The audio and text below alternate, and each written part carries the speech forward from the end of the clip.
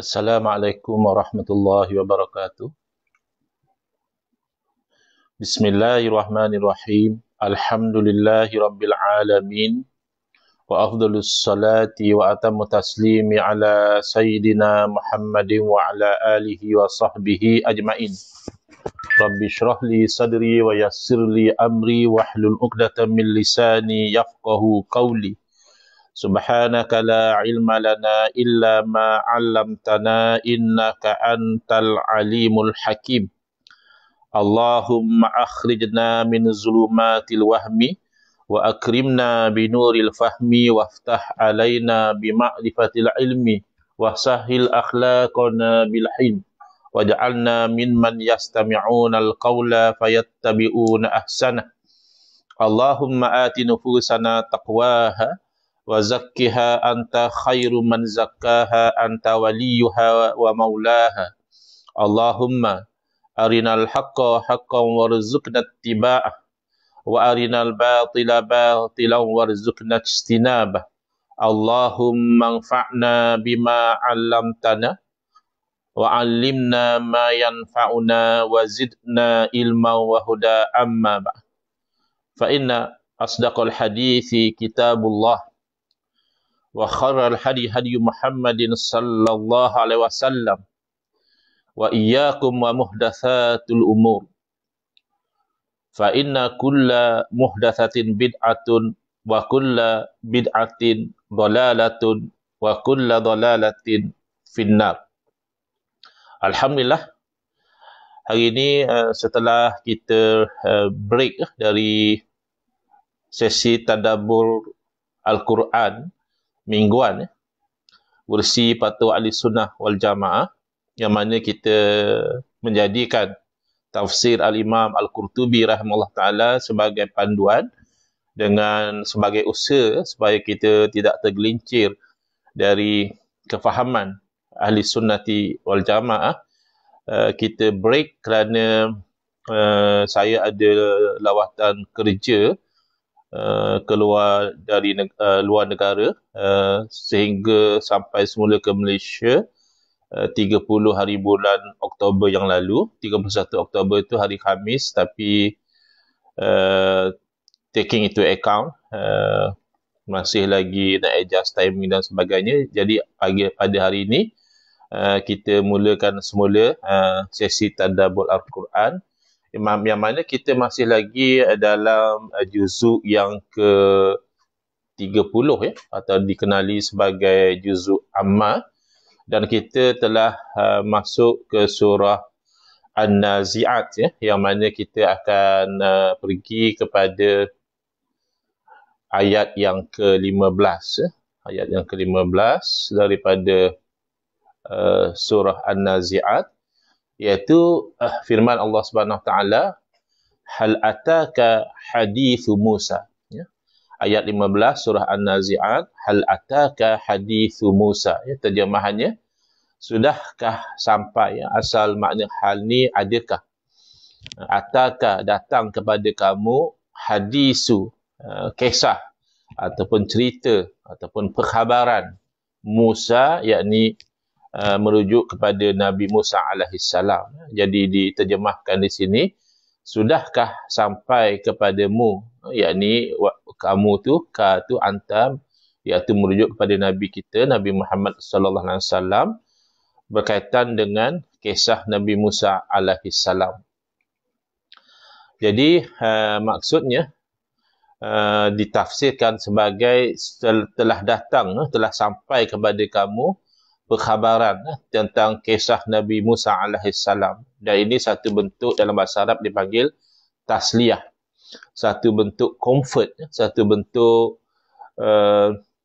ketenangan yang diberikan kepada Nabi sallallahu alaihi wasallam. Ini tabiat manusia, dia akan rasa lebih tenang, lebih selesa apabila dia sedar bahawa dugaan cabaran yang dihadapinya itu sebenarnya juga dihadapi oleh orang lain. Maknanya, I'm not alone in this particular situation.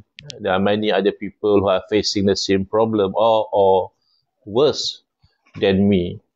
Orang lain pun menghadapi masalah yang lebih teruk. Sebab itu kadang-kadang kalau kita nak pujuk orang yang sedang ditimpa musibah, kita kadang-kadang menggunakan teknik kita sama, kita serupa, kita senasib.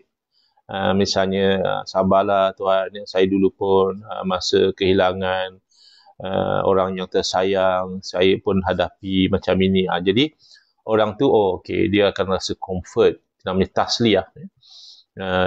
Ini satu teknik dalam kita itu memberi keselesaan kepada seseorang yang diuji. Mungkin sebahagian daripada tuan-puan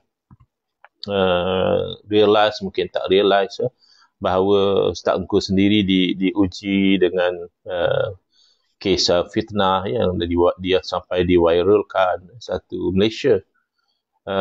Tapi memang in a way satu perkara yang menyebabkan discomfort ataupun menyebabkan satu something yang painful, benda yang kita tak nak berlaku begitu tapi berlaku begitu.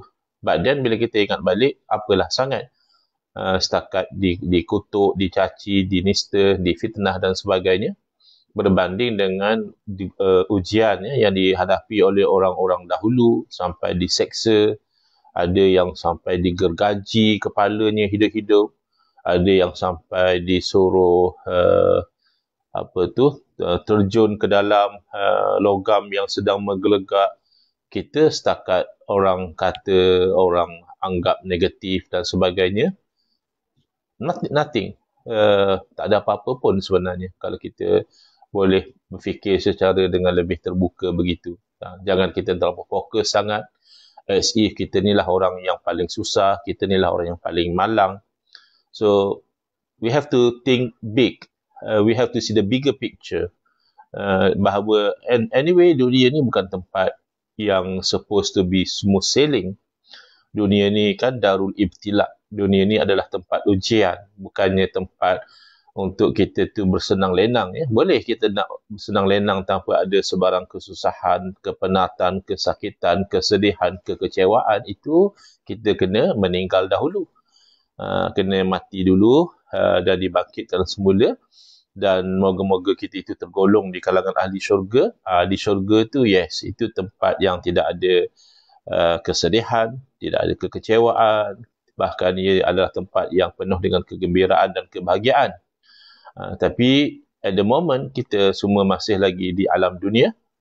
Therefore, kesakitan dan juga ujian itu is part and parcel of our life. Kalau orang yang berlayar di lautan pun, tak sentiasa laut itu tenang. Ada kalanya laut itu bergelora. Jadi bayangkan, hatta kepada insan yang hebat, insan yang kuat, ulul azmi, rasul ulul azmi, yang tabah menghadapi pelbagai dugaan dan juga cabaran pun, Allah SWT menggunakan teknik tasliyah tadi, iaitu satu bentuk pujukan, iaitu bahawa kisah Nabi Musa AS, nemesisnya, musuhnya itu Fir'aun, itu lebih hebat lagi kekuasaan dan juga kekuatan dia kalau berbanding dengan orang-orang kafir di zaman kamu. Fir'aun ni kalau tak kena dengan perintah dia atau arahan dia, maknanya orang tu akan berdepan dengan mati, akan berdepan dengan seksaan. Kita tahu kisah ahli-ahli sihir yang beriman kepada Nabi Musa AS, semuanya berdepan dengan hukuman mati. Jadi sekurang-kurangnya maknanya Nabi kita Nabi Muhammad SAW ada protection daripada kabilah beliau. Orang-orang kafir Quraisy pun masih ada rasa segan dengan bapa saudara beliau dan sebagainya, bapa saudara baginda sallallahu alaihi wasallam. Jadi bila cerita tentang kisah Nabi Musa AS berdepan dengan Fir'aun, itu satu bentuk pujukan ataupun comfort kepada ujian yang dihadapi oleh Nabi kita, Nabi Muhammad SAW. Alangkah perkasa Fir'aun pun telah diberi balasan, dihancurkan, dimatikan oleh Allah Subhanahu Wa Taala. Maka demikianlah orang-orang kafir di zaman kamu juga nanti, kalau mereka berurusan dengan kedegilan mereka, mereka juga akan menghadapi nasib kehancuran, kebinasaan yang sama sebagaimana yang dihadapi oleh orang kafir di zaman Nabi Musa AS, dan ketua orang kafir di zaman itu yang sampai sekarang terkenal, bahkan kadang-kadang sampai dijadikan misalan. Kalau orang itu terlampau zalim, terlampau jahat, maka dikatakan dia itu orang ni macam Fir'aun perangai dia, sampai dijadikan misal begitu. Pun Allah Ta'ala hancurkan. Maka apa sahaja dugaan ujian yang dihadapi oleh orang yang ingin menyampaikan dakwah risalah para Nabi, menyambung amanah ini, maka itu adalah satu perkara yang kecil sebenarnya kalau berbanding dengan ujian-ujian yang dihadapi oleh para Rasul alaihimussalatu wassalam.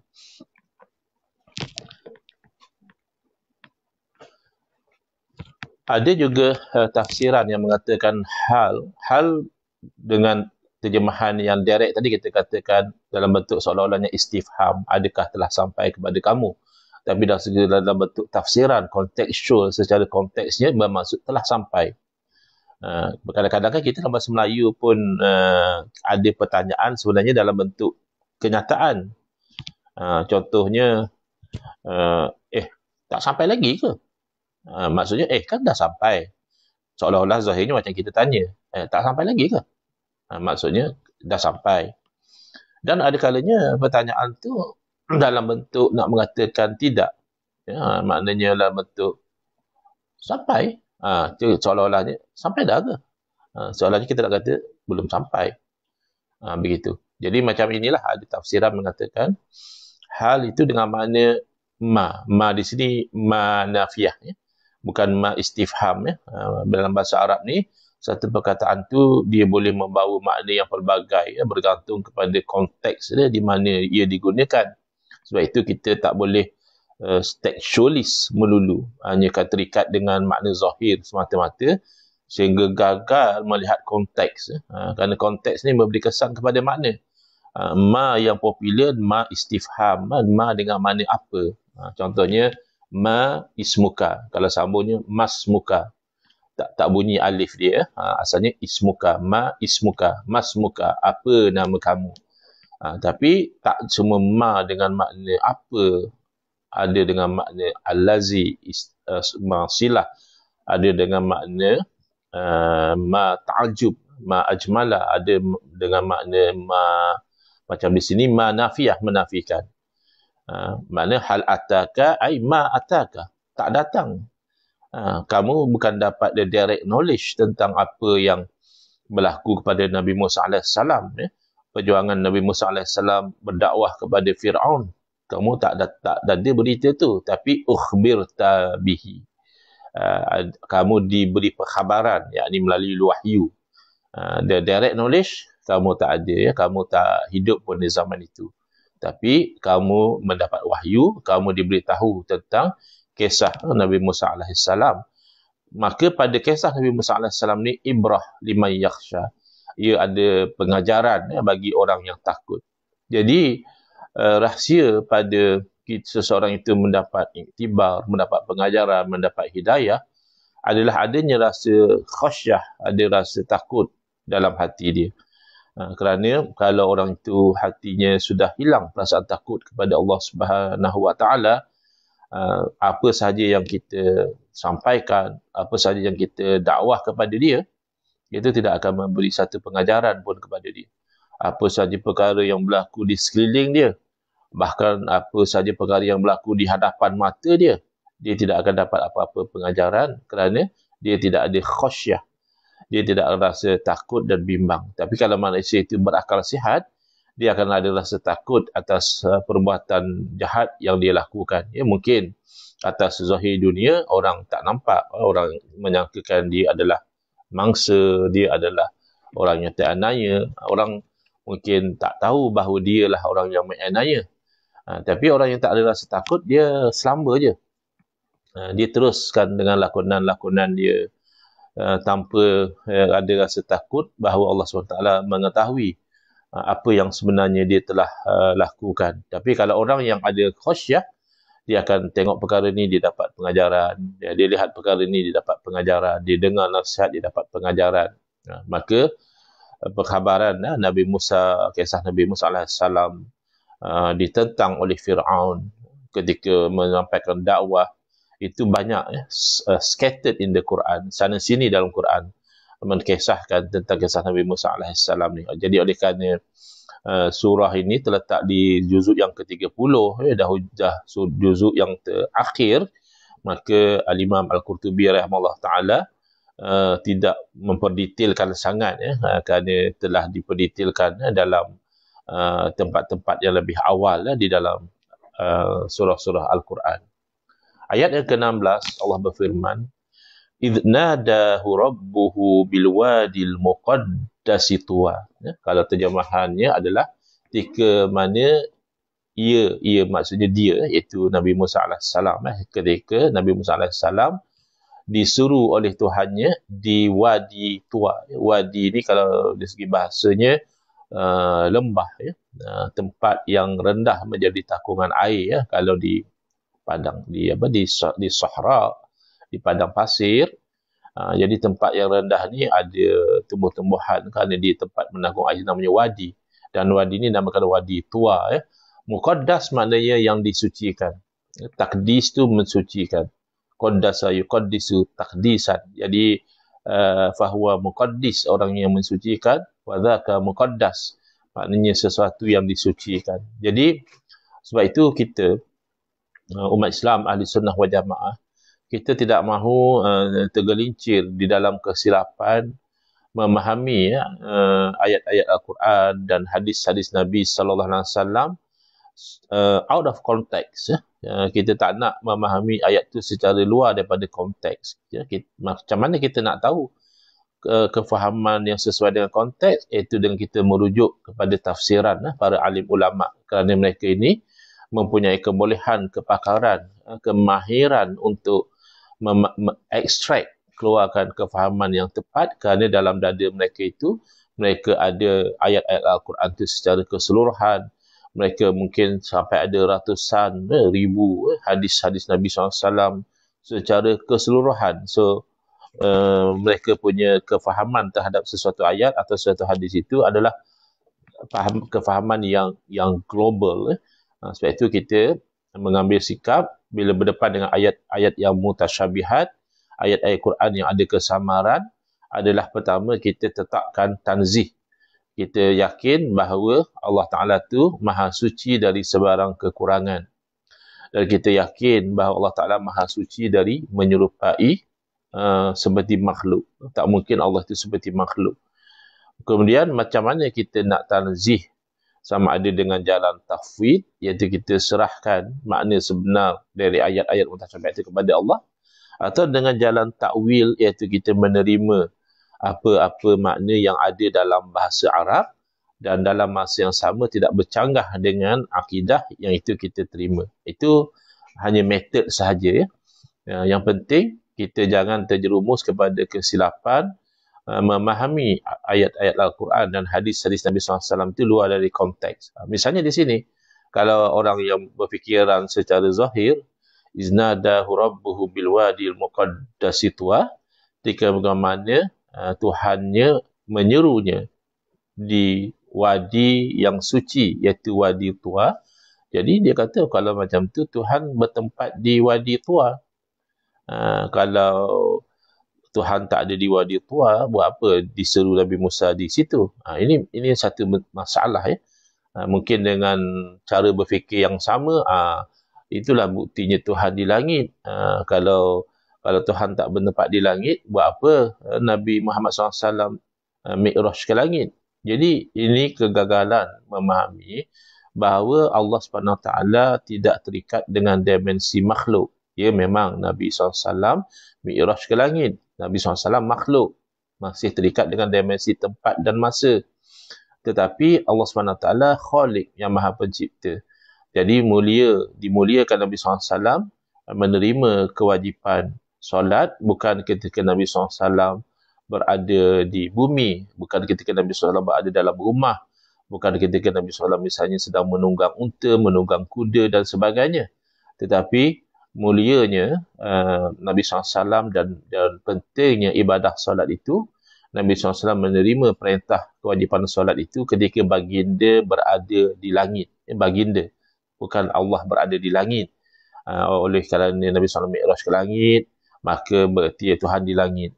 Maka kalau begitu, oleh kerana Nabi Musa AS difirmankan kepadanya perintah-perintah Allah tu ketika berada di Wadi Tua, maka berarti Allah Ta'ala berada di bumi, iaitu di Wadi Tua. Ini cara berfikir yang berbahaya, membawa kepada salah faham tentang Tuhan itu sendiri. Sepertinya Tuhan itu berpindah randa, ya, ada masa di Wadi Tua, ada masa di langit, ya, ada masa di langit dunia dan sebagainya. Yang pasti, kita orang Islam, kita yakin Allah Ta'ala tu bersifat dengan segala sifat kesempurnaan. Tak mungkinlah Allah Tuhan bersifat dengan kekurangan. Ya. Kalau makhluk kurang, itu biasa. Dan tak mungkinlah Allah sama seperti makhluk. Kerana kalau sama seperti makhluk, ya makhluk. Jadi, ini yang kita fahami adalah Nabi Musa AS ketika mendapat seruan, mendapat perintah daripada Allah SWT, baginda berada di Wadi Tua. Ya, bukan Allah SWT yang bertempat di Wadi Tua. Tua ni adalah satu wadi antara Madinah dan Mesir. Ya. The exact place tu Allah Alam. Saya sendiri pun saya tak pernah sampai. Tapi kalau dari segi the geographical position, kedudukannya itu antara Al-Madinatul Munawwarah dan juga Mesir. Ya. Mesir itu kan dia di sebelah sana, ya, di benua Afrika. Dan Madinah berada di tanah Arab, ya, di tanah Hijaz. Ayat yang ke-17 Allah berfirman, idhab ila fir'auna innahu tagha. Ya. Ini perintah, ya. Idhab ni fi'il amar. Pergilah kepada Fir'aun. Pergi nak buat apa? Orang kita kadang-kadang bila pergi kepada penguasa, pemerintah untuk membodek, untuk mendapat habuan, untuk melobi projek, untuk melobi jawatan dan sebagainya. Tetapi apabila Nabi Musa AS diperintahkan untuk pergi kepada Fir'aun, awal-awal telah diberi warning, ya, innahu tagha. Lalu diperintahkan kepadanya, kepada Nabi Musa AS, idhab, pergilah ila Fir'aun, kepada Fir'aun. Innahu tagha. Sesungguhnya, ia telah melampau batas, ya, dalam kekufuran sampai mengaku Tuhan. Bukan lagi sembah lain daripada Allah. Dia sendiri mengaku dia tu yang layak disembah. Dan dia zalim, ya. Dia memerintahkan supaya anak-anak bayi-bayi Bani Israel lelaki disuruh bunuh. Bila dapat SB, Special Branch dia, mukhabarat dia, dah dapat info, kata ada keluarga yang baru dapat baby, dia akan pergi hantar orang untuk pastikan apakah jantina bayi yang baru lahir itu. Kalau bayi yang baru lahir itu lelaki, ya, terus dibunuh. Kalau bayi yang baru lahir itu perempuan, okey, tak apa, dia biarkan hidup. Dan kisah yang masyhur, bagaimana Allah SWT, macam mana sekalipun orang jahat nimbat perancangan Allah Ta'ala lah yang terlaksana dalam keadaan dia takut, ya, takut dengan takbir mimpi bahawa nanti kerajaannya akan dikalahkan oleh seorang yang akan lahir daripada kalangan Bani Israel. Akhirnya insan tersebut dibesarkan dalam istana Fir'aun setelah dihanyutkan. Ini kerja Allah Ta'ala, ya, kita tak tahu, ya. Memang nampak susah sekali, ya. Mengandung, nak lahirkan anak, risau nanti dibunuh oleh pemerintah yang kejam. Tapi setelah mendapat ilham daripada Allah SWT, ya, ibu Nabi SAW meletakkan Nabi Musa SAW dalam satu bekas yang dihanyutkan. Ya, akhirnya Nabi Musa dibesarkan dalam istana Fir'aun. Itu kita katakan kuasa Allah. Subhanallah. Setiap yang berlaku tu ada aturan daripada Allah SWT. Jadi kalaupun pahit, kalaupun pedih, kita kena, in a way, kita kena, mungkin to say enjoy tu macam terlampau lari sangat. We have to enjoy the process. We have to savor kepahitan tu. Kerana kepahitan itu adalah ketentuan daripada Allah Subhanahu Wa Taala. Fa inna ma'al usri yusra. Sesungguhnya dengan kepayahan itu ada kesenangan. Inna ma'al usri yusra. Dan dengan kesusahan itu ada kesenangan. Sebab itu para ulama mengatakan betapa hebatnya susunan Allah Subhanahu Wa Taala. Al-usri itu dengan alif lam ma'rifah, makna ada satu kesusahan. Yusra itu dengan nakirah, maknanya tidak disebut bukan dengan kesenangan yang tertentu. Maka dengan satu kesusahan Allah kurniakan dua kesenangan kepada seseorang yang sabar, yang redha, yang bahkan bersyukur dengan kesusahan yang Allah Ta'ala berikan kepada dia. Ini terjemahannya begitu. Kita lihat kepada tafsirannya ataupun huraiannya, idhab ila fir'auna innahu tagha. Jadi Allah Ta'ala berfirman memerintahkan kepada Musa AS, pergilah kepada Fir'aun. Kerana Fir'aun ni adalah orang yang tagha, iaitu dia melampaui batas. Dia dalam melakukan maksiat itu melampau-lampau. Manusia tergelincir pada dosa dan kesalahan itu biasa, sebab kita ni bukannya manusia-manusia yang maksum. Kita bukan manusia yang terpelihara daripada dosa dan kesalahan. Tapi orang-orang biasa ni bila dia buat maksiat, dia rasa hina, dia rasa menyesal, dia rasa lemah. Tapi orang-orang yang taghut, yang tughyan, mereka ni tak ada rasa apa-apa pun. Bahkan mungkin mereka berbangga mewar-warkan dosa dan maksiat yang mereka lakukan. Ini perangai Fir'aun, tagha. Ini hanya cerita tentang asal-usul Fir'aun. Ada mengatakan beliau ni adalah daripada kalangan orang yang dinamakan sebagai Hamdan. Ada yang mengatakan bahawa beliau daripada penduduk yang dipanggil Istakhar. Ada yang mengatakan beliau daripada penduduk Asbahan. Dan dinamakan beliau ni sebagai Zufrin. Orang yang tegap, yang tinggi, yang besar, yang perkasa lah. Senang ceritanya, Fir'aun ni orang yang perkasa. Jadi, yang menariknya, apabila diperintahkan, ini diriwayatkan daripada Sakhr ibn Juwairiyah, Sakhr ibn Juwairiyah radhiyallahu anhu, menceritakan bahawa apabila Allah Ta'ala membangkitkan Nabi Musa AS untuk pergi berdakwah kepada Fir'aun, Allah memerintahkan idhab ila Fir'aun, sampailah firman Allah Ta'ala wa ahdiyaka ila rabbika fattakhsha, dan Allah tahu lai yaf'ala, Fir'aun ni tak akan bertaubat, tak akan terima dakwah itu, tak akan ikut. Lalu Nabi Musa AS bertanya, Ya Rabb, wa kaifa adhabu ilahi wa qad alimta annahu la yaf'alu. Jadi Nabi Musa bertanya, Ya Tuhan, Ya Allah, macam mana aku akan pergi kepada Fir'aun, padahal engkau telah tahu bahawa Fir'aun tak akan buat apa yang aku akan dakwah nanti. Aku ajak dia bertaubat, aku ajak dia beriman, aku ajak dia taat, dia tak akan buat, engkau dah tahu. Jadi macam mana pula aku nak pergi tu? Ini kita tengok keseimbangan antara hakikat dan juga syariat. Ada orang dia terlampau hanyut dengan hakikat, dia sampai buang syariat. Hakikat memang segala-galanya telah ditentukan oleh Allah Subhanahu Wa Taala. Orang yang telah ditentukan tidak beriman, kita dakwah macam mana pun, bahkan jangankan kita, Nabi Muhammad SAW, pendakwah yang terbaik, dakwah orang yang tak dapat hidayah, tetap dia tidak beriman. Bahkan dia memusuhi Nabi SAW. Bahkan dia memerangi Nabi SAW. Bahkan dia bercita-cita untuk membunuh Nabi SAW. Jadi memang, wasawa'un alaihim a'aldartahum am lam tunzirhum la yu'minun. Sama saja bagi orang-orang kafir ni, adakah kamu tu bagi peringatan kepada mereka atau kamu tak bagi peringatan kepada mereka, sama, la yu'minun. Mereka tidak akan beriman. Tapi kalau macam tu, kita tak payah berdakwah lah.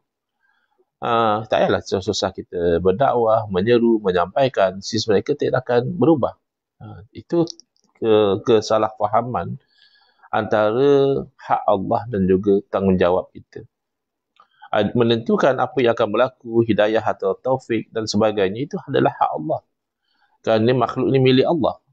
Maka hak Allah untuk meletakkan makhluk itu pada posisi mana. Posisi dia ni memang daripada awal beriman, atau memang daripada awalnya dia misalnya berlaku kepada pada Sayyidina Abu Bakar radhiyallahu anhu, daripada awal lagi terus beriman dengan dakwah Nabi SAW, atau pada posisi yang mana dia asalnya memusuhi, kemudian dia beriman dan menjadi penyokong kuat kepada Nabi SAW, sebagaimana yang berlaku kepada Sayyidina Umar radhiyallahu ta'ala anhu, asalnya menentang Nabi SAW. Dan ada kalanya pada posisi yang dari awal sampai akhir tidak akan beriman, sebagaimana berlaku kepada Abu Jahal, sebagaimana berlaku kepada Abu Lahab. Jadi secara hakikat kita yakin ni, yang mana beriman itu dengan takdir dan ketentuan daripada Allah Ta'ala, dan yang mana kufur juga adalah dengan takdir dan ketentuan daripada Allah Ta'ala, dan takdir Allah tidak akan dapat diubah. Tetapi itu bukan kerja kita. Soal hakikat nasib seseorang itu bukan kerja kita. Kerja kita adalah menjalankan perintah Allah. Bukan kerja kita nak menilik takdir Allah. Jadi, bila ditanya oleh Nabi Musa AS, wahai Tuhan, wahai Allah, ya Allah, macam mana aku nak pergi kepada Fir'aun ni? Padahal kau sendiri tahu bahawa dia tidak akan ikut, dia tidak akan beriman. Kadang-kadang kan orang selalu juga cakap aku, alah Ustaz, tak payahlah susah layan dia orang ni. Dia orang bukan nak dengar pun. Dia orang tak nak dengar pun hujah Ustaz. Pertama, itu bukan kerja kita. Kerja kita menyampaikan. Soal dia nak dengar tak nak dengar tu nombor 2. Dan lagi satu, memang saya akui, kadang-kadang orang yang sudah ada pendirian yang berbeza, tak mudah untuk mereka ubah pendirian mereka. Lebih-lebih lagi kalau dia memang merasakan dia itu berada pada posisi yang betul. Mungkin ada setengah orang dia mengambil posisi yang cenderung kepada maksiat, yang jauh kepada taat. Itu mungkin dia pun tahu dia salah, tapi pada nafsu kan, dia menyebabkan dia pertahankan so-called kebebasan. Tapi ada setengah orang memang dia rasa dia betul. Dialah yang ikut sunnah, orang lain buat bid'ah. Dialah yang bertauhid, orang lain buat syirik. Jadi memang tak mudah untuk kita buka minda dia, lihat apa sebenarnya yang disampaikan oleh Nabi SAW. Tak mudah. So, kita jangan terlampau over ambitious. Kita jangan over ambitious. Terlampau tinggi sangat target kita. Bila kita berdakwah kepada golongan sebegini, target kita sebenarnya lebih kepada others, orang lain yang berada di sekeliling, yang ada di persekitaran, yang masih mencari-cari, yang masih ingin untuk faham, yang belum lagi terpengaruh dengan satu corak pemikiran. Sebenarnya itu target kita. So these people, insyaAllah dengan kita terangkan, mereka akan lebih yakin. Mereka akan lebih faham. Adapun orang tersebut yang seolah-olahnya kita sedang berinteraksi dengan dia, berdialog dengan dia atau berdebat dengan dia, is not actually our main target. Our main target is those people, the silent observers, the silent readers. Itu target dakwah kita yang sebenar, kerana mereka mencari. Adapun orang yang berada pada posisi yang berbeza, yang kita nampak zahirnya kita sedang berhujah dengan dia, sebenarnya itu hanya sampingan. Kalau dia berubah, ya Alhamdulillah, Masya Allah, itu satu bonus kepada usaha kita. But then, kalau dia tak berubah pun, itu hak Allah Ta'ala. Macam kita sebutkan tadi, wasawa'un alaihim a'anzartahum alam tudhirhum la yu'minun. Jadi a'anzartahum itu rujuk pada Nabi SAW. Para Rasul pun berdakwah, kalau dah ditakdirkan tidak beriman, dia tidak beriman. Apalah sangat kita ni yang tak berapa pandai, yang kita sendiri pun tak berapa kuat, kita sendiri pun ada banyak salah dan kesilapan. Of course, kita berdakwah tak akan semua orang terima. But itu bukan kerja kita. Kerja kita berdakwah. Jadi, concern daripada Nabi Musa AS itu dijawab, diterangkan oleh Allah SWT. Allah mewahyukan kepada Nabi Musa supaya amdi ila ma amartuka bihi, buat apa yang aku suruh tu buat. Sebab itu kerja kamu. Kerja kita ni, yang Allah suruh kita buat, yang Allah larang kita jauhi. Itu kerja kita. Kerana sesungguhnya di langit sana ada 12,000 malaikat. 12,000 malaikat ni semuanya menuntut ilmu tentang qadar, tentang takdir Allah. Dan bayangkan ni malaikat bukan orang biasa macam kita. Manusia biasa yang terhijab dengan nafsu, terhijab dengan benda-benda yang materialistik. Ini malaikat yang kita tahu makhluk Allah yang patuh, yang taat kepada perintah Allah Ta'ala, yang Allah kurniakan pelbagai kelebihan kepada mereka yang kita tidak ada. Pun 12,000 malaikat yang mencari-cari tentang ilmu takdir ini, mereka tidak sampai kepada ilmu itu dan mereka tidak memahami takdir Allah Subhanahu Wa Taala. Jadi jangan kita nak play God. Jangan kita nak belagak macam kita Tuhan, kita nak tentukan takdir ni macam ni, macam ni. Dia ni tak akan ikut punyalah. Oh, dia ni memang keras hati punyalah. Dia ni memang degil. Na'udzubillah sampai kita kata dia ni dah ahli neraka. Jangan. We never know. Hatta kalau dia memang ahli neraka pun, itu bukan kerja kita. Neraka tu bukan milik kita. Dia pun bukan milik kita. Bahkan kita pun bukan milik kita. Inna lillahi wa inna ilaihi raji'un. Jangan kita lupa makna daripada kata-kata yang selalu kita tuturkan bila berlaku satu musibah dan kematian.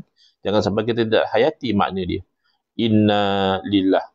Sesungguhnya kita itu milik Allah, bukan milik kita. Oleh kerana milik Allah, maka kepadanya lah kita kembali. Jadi ini satu pengajaran yang besar. Dalam kita itu menseimbangkan antara syariat dan hakikat. Antara usaha ikhtiar dan juga takdir Allah Ta'ala. Takdir tidak menghalang kita daripada usaha dan ikhtiar.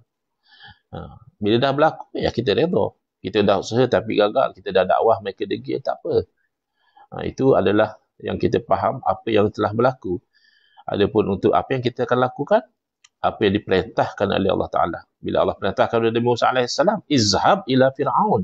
Pergi pada Fir'aun. Maka itulah yang dilakukan oleh Nabi Musa AS.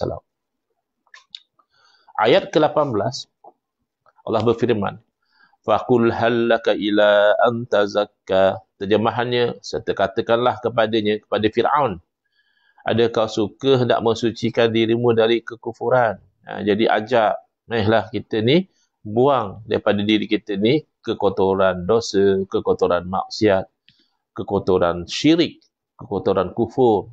Jadi ini offer, tawaran daripada Nabi Musa AS, dakwah Nabi Musa AS pada Fir'aun. Jadi ini satu pengajaran. Pada dalam ayat yang lain, Allah memerintahkan Nabi Musa supaya berkata kepada Fir'aun ni, qaulan layyina. Bercakap dengan Fir'aun ni dengan percakapan yang lain, yang lembut, yang diplomatik. Sebab Fir'aun ni raja. Jadi walaupun kita tahu Fir'aun ni raja yang zalim, pun tak disuruh dia ni zalim, cakap kasar dengan dia, hentam dia, tak. Kerana itulah uslub dakwahnya, cakap dengan elok. Soal dia zalim tu soal dia, takkan jangan kita jadi sezalim dia. Sebab tu kadang-kadang saya pesan, jangan kita ikut-ikut dengan mereka. Ya, mereka mungkin troll kita, dia maki kita, dia bodohkan kita, dia gelar kita dengan gelaran-gelaran yang buruk. But they are not our teachers. Mereka bukan guru-guru kita untuk kita ikuti mereka. Mereka adalah target dakwah kita. Tiba-tiba dalam kita berinteraksi dengan mereka, kita terikut dengan akhlak mereka, tak betul. Fir'aun orang yang kejam, orang yang kasar, orang yang sombong. Tapi tak disuruh Nabi Musa AS ikut perangai Fir'aun. Bila pergi pada Fir'aun, bercakap elok-elok. Offer dia untuk bersihkan diri dia daripada kekotoran syirik dan kufur. Jadi, maksudnya adalah Nabi Musa ajak Fir'aun untuk masuk Islam. Tuslim. Fatathur. Jadi, dengan masuk Islam tu bersihlah daripada dosa-dosa yang lalu. Sebab Islam tu, beriman tu menghapuskan dosa kesalahan yang lalu. Bersihlah kamu daripada segala dosa. Imam Ad-Dhahhak meriwayatkan daripada Sayyidina Abdullah bin Abbas radhiyallahu anhuma, maksud daripada ayat tadi, faqul hallaka ila anta zakka, adalah berkata Nabi Musa AS pada Fir'aun, tidakkah kamu itu nak menyaksikan, bersyahadah, alla ilaha illallah, bahawa tidak ada Tuhan yang sebenar melainkan Allah.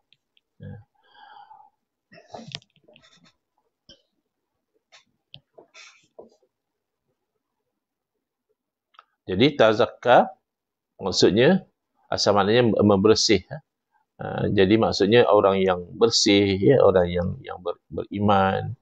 Jadi Nabi Musa alaihissalam berdakwah pada Fir'aun supaya Fir'aun beriman, masuk Islam dan membersihkan diri daripada dosa dan kezaliman yang Fir'aun sedang bergulumang dengannya pada ketika itu. Apa lagi offer yang ditawarkan oleh Nabi Musa alaihissalam kepada Fir'aun? Wa ahdiyaka ila rabbika fatakhsha. Jadi saya tawarkan kepada kamu, nak tak aku tunjukkan kepada kamu jalan supaya kamu itu kenal Tuhan kamu. Fir'aun tak kenal Tuhan. Sebab itu dia mengaku Tuhan. Sebab itu kita diajar oleh ulama-ulama kita tu ilmu sifat 20. Memang tak disusun sebegitu di zaman Nabi SAW, wujud, kidam, baqa, tidak disusun begitu. Tetapi itu semua digali kefahamannya daripada Quran dan hadis. Memang pasti bahawa Allah wujud, dan Allah wujud tidak ada permulaan seperti makhluk. Itu namanya kidam. Dan Allah wujud tidak akan binasa, tidak macam makhluk. Makhluk ni binasa. Kita setiap detik binasa sebenarnya. Ada sel-sel kita yang mati. Ada lagilah macam saya ni, dah 20 tahun saya baik daripada eczema. Saya ingat dalam 2004 saya start baik. Dulu saya ada eczema teruk. Ni 2024, about 20 years. Sekarang ni ada jadi eczema balik. Jadi bila eczema ni, orang yang tahu, dia kadang-kadang kita punya kulit-kulit tu jatuh. Tu semua kulit-kulit yang dah mati dah. Ya, dia jatuh. Kita setiap detik kita binasa sebenarnya. Cuma kita tak sedar. Allah tidak demikian. Itu namanya baqa, Allah kekal. Dan pastilah Allah tak sama seperti makhluk. Laisa kamitslihi syai'un. Itu yang ulama ta'bidkan sebagai mukhalafatu ta'ala lil hawadisi. Dan pastilah Allah tidak berhajat kepada pencipta. Yang banyak pada cerita itu makhluk, bukan Allah. Dan Allah bukannya sifat yang berada pada sesuatu. Macam kita kata, warna purple ni berada pada baju. Allah tidak demikian. Maka itu namanya qiyamuhu ta'ala binafsih. Memang tidak dibilang begitu, tapi intipatinya begitu dalam Quran dan hadis. Supaya apa tu kita belajar? Supaya kita tak jadi macam Fir'aun. Fir'aun tak kenal Tuhan. Padaniyah tak kenal. Maka dia kata dia lah Tuhan yang paling besar, yang paling tinggi. Tuhan-Tuhan lain ada, tapi Tuhan lain tu bawah dia. Ini perangai Fir'aun, tak kenal Tuhan. Jadi, Nabi Musa AS offer, aku nanti bimbing kamu, saya kamu kenal Tuhan kamu, fatakhsha, dan kamu rasa takut. Orang bila kenal, kalau pepatah Melayu kata tak kenal maka tak cinta, on the same understanding, tak kenal maka tak akan takut kepada Allah. Orang yang tak takut kepada Allah sebab dia tak kenal Allah. Dia tak tahu bahawa segala apa yang akan berlaku tak berlaku pada diri di tangan Allah. Dia takut kepada polis kerana polis boleh tangkap dia. Dia takut kepada misalnya menteri kerana menteri boleh keluar arahan yang affectkan dia. Dia takut kepada binatang ganas kerana binatang ganas tu mungkin boleh serang dia sampai dia cedera atau meninggal. But then everything yang dia takut tu sebenarnya itu dalam ketentuan takdir Allah Ta'ala. Kalau Allah pelihara dia, tak ada orang yang boleh menyakiti dia. Dan kalau Allah Ta'ala sudah takdirkan berlaku satu perkara yang buruk kepada dia, tidak akan ada siapa yang boleh selamatkan dia. Maka kalau dia kenal Tuhan, dia akan takut kepada Allah Subhanahu Wa Ta'ala. Jadi maksud ahdiyaka ila rabbika tu, aku akan bimbing kamu supaya kamu kenal Tuhan, lalu kamu taat kepada Tuhan kamu, kamu takut kepada Tuhan kamu, kamu bertakwa kepada Tuhan kamu. Ini offer yang ditawarkan oleh seorang pendakwah kepada orang yang didakwah. Seorang Rasul kepada seorang yang zalim. Menawarkan. Bayangkan kita kadang dah give up. Tak ada maknanya dia orang ni. Kita nak dakwah pun give up je lah. Tak, jangan. Sejahat-jahat Fir'aun pun Allah tak perintahkan Nabi Musa supaya give up. Allah perintahkan kepada Nabi Musa AS supaya offer untuk dibimbing. Fa'arahul ayatul kubra. Lalu, untuk memantapkan lagi dakwah kepada Fir'aun ini, maka diperlihatkan kepadanya itu mukjizat yang besar. Ayah itu maksudnya tanda. Tanda kebenaran dakwah Nabi Musa AS. Ditunjukkan mukjizat yang hebat. Apa dia tu? Dikatakan telah tongkat Nabi Musa alaihissalam boleh betul-betul bertukar menjadi ular yang besar.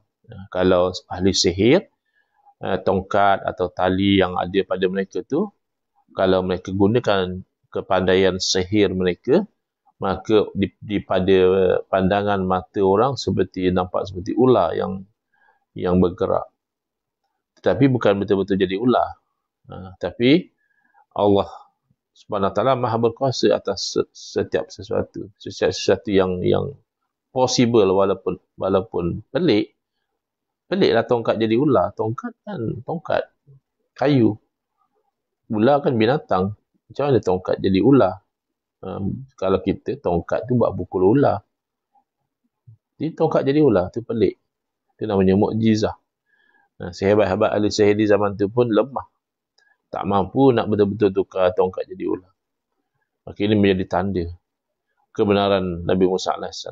Ada yang mengatakan yang ayat Al-Kubra tu adalah tangan Nabi Musa AS itu boleh bertukar menjadi putih bersinar. Ditulis kat sini, tabruku kasyamsi, bersinar macam matahari.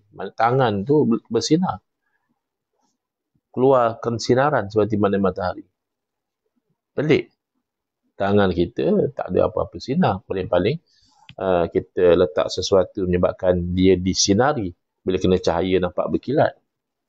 Ini tangan Nabi Musa AS bersinar.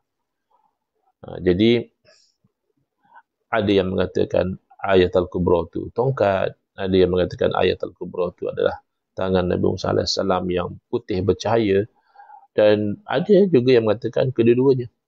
Semualah tanda-tanda mukjizat yang Allah kurniakan kepada Nabi Musa AS itu dimaksudkan dengan ayat Al-Kubra. Beriman tak? Firaun tak beriman juga. Sebab orang yang degil, yang sombong, kita bawalah apa pun. Bukti, hujah. Ini mukjizat lagi. Kita ni tak boleh buat apa, tak boleh tukar tongkat jadi ular. Tangan pun si ayat ada eczema lagi, bukan putih bercahaya pun. Jadi sehingga kan kita nak kecewa sangat orang tak nak ikut dakwah kita, no point. Kita dapat berdakwah pun dah syukur. Moga-moga Allah nilai itu sebagai satu kebaikan. Kenapa kita nak kecewa? Tapi Nabi Musa AS sehebat itu pun mukjizat yang ditunjukkan pada Firaun. Firaun tetap tidak beriman. Wa kadzdzaba wa 'asa. Bila dah didakwah dengan elok, diseru nak dibimbing, ditunjukkan tanda-tanda kebenaran, apa yang berlaku? Lalu Fir'aun mendustakan Nabi Musa AS dan menderhaka kepada Allah Subhanahu Wa Taala. Dia kata hang bohong hang saja ya nak dapat kedudukan, nak dapat posisi ya. Kadang-kadang kita yang lemah, yang tak ada apa ni pun dituduh juga. Hang ni nak cari pengaruh, hang nak cari follower, hang nak cari publicity, macam-macam lah tuduhan. Jadi tuduhan yang diberikan kepada Nabi Musa AS ni tuduhan yang berat. Dia kata kamu ni pembohong, kamu ni berdusta. Dan oleh itu Fir'aun telah engkar untuk taat kepada Allah Subhanahu Wa Taala. Summa adbara yas'a. Kemudian dia berpaling engkar. Dahlah dia tak nak beriman. Dia yas'a, menjalankan usaha untuk menentang Nabi Musa alaihissalam. Dia melakukan kerosakan di muka bumi. Dia buat konspirasi untuk menjatuhkan, menyakiti Nabi Musa alaihissalam. Ada juga pandangan mengatakan yas'a di sini, adbara yas'a maksudnya lari ketika mana melihat tongkat Nabi Musa alaihissalam bertukar menjadi ular.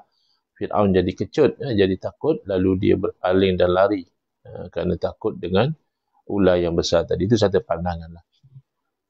Tapi tafsiran yang awal itu dia lebih meluas, iaitu dia berpaling daripada dakwah Nabi SAW dan dia berusaha untuk menyakiti dan menghancurkan dakwah Nabi SAW ni, kerana mungkin salah satu faktornya adalah kerana tamak dengan kuasa. Dia bimbang kalau orang ramai terima dakwah Nabi SAW, nanti dia hilang kuasa, dia tak lagi jadi pemerintah dan sebagainya.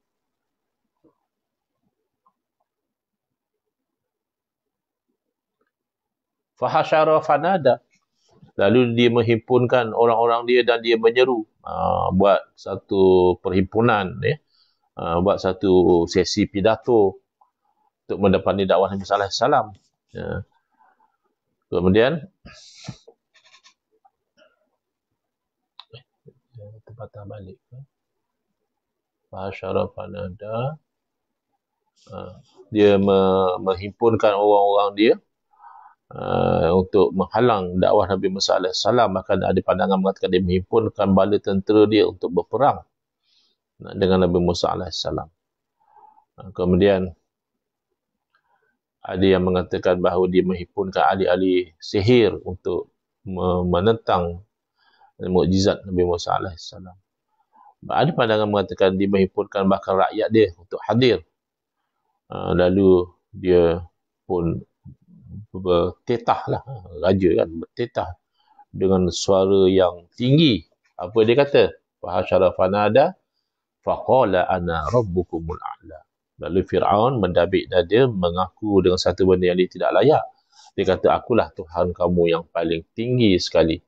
Jadi tak ada Tuhan yang lebih tinggi, maksudnya bukan tinggi dari segi ukuran. Maknanya dari segi mahkam, aku Tuhan yang paling tinggi. Padahal Tuhan satu saja. Ada riwayat, cerita. Dalam tafsir ni, ulama-ulama agak lenient, tidaklah terlampau rigid, mesti yang sahih sahaja. Kerana kita ni ada kemungkinan betul, kemungkinan tak betul dan tak menjejaskan makna Al-Quran. Lainlah kalau nak meletakkan hukum, nak meletakkan akidah, itu kena dalil yang kuat. Ini hanya satu cerita yang berkaitan dengan perangai Fir'aun ni. Diceritakan bahawa satu masa Iblis dia merupa sebagai rupa manusia. Masa tu di Mesir ada tempat namanya hammam. Hammam ni tempat mandi awam lah. Mungkin zaman sekarang ni macam sauna, ada bathtub, tempat orang mandi. Lalu Fir'aun tengok, ni kamu ni siapa ni? Duduk kat sini. Lalu Iblis kata, celaka kau tak kenal aku ke? Jadi Fir'aun kata, hang siapa? Aku tak kenal pun.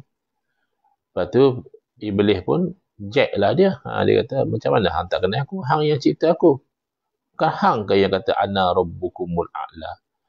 Bukan hang ke yang kata, akulah Tuhan kamu yang paling tinggi.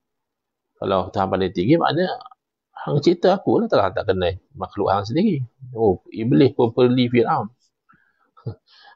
Padahal Iblis tu dah jahat lah. Dan memang tujuan Iblis nak menyesatkan manusia pun. Tapi oleh kerana Fir'aun ni buat satu klaim yang sangat buruk lah, mengaku Tuhan paling tinggi pula tu, dia perli oleh Iblis dalam kisah ni lah. Dalam riwayat yang diriwayatkan ini.